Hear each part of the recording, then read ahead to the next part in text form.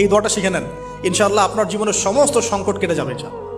আমি নিজেও এই দোয়াটা বেশি বেশি করার চেষ্টা করি। দোয়াটা হচ্ছে, মুসা আলাইহিস সালাম একটা গাছের নিচে হেলান দিয়ে বসলেন, বসে দেখলেন দুজন মেয়ে দাঁড়িয়ে আছে দূরে, পানি নিতে পারছে না, লোকজন পানি নিয়ে যাচ্ছে, ওরা দাঁড়িয়ে আছে বেচারি। মুসা আলাইহিস সালাম গিয়ে বললেন, কি সমস্যা আপনাদের? তারা বললেন যে আমাদের বাবা অনেক বৃদ্ধ মানুষ, আমরা পানি নিতে পারি না যতক্ষণ না আমাদের কম পানি নিয়ে চলে যায়। তো মুসা আলাইহিস সালাম তো একটু বললাম না, ফিজিক্যালি খুব স্ট্রং ছিলেন, থাকে না বডি বিল্ডার, সামনে গিয়ে কথা বলে সরো পানি দিতে দাও, তখন মানুষ একটু মূল্যায়ন করে না। তো মুসা আলাইহিস সালাম এভাবে পানি নিয়ে দিলেন এবং বাছুরদেরকে পানি পান করালেন, করিয়ে গাছের নিচে এসে বসে আছেন।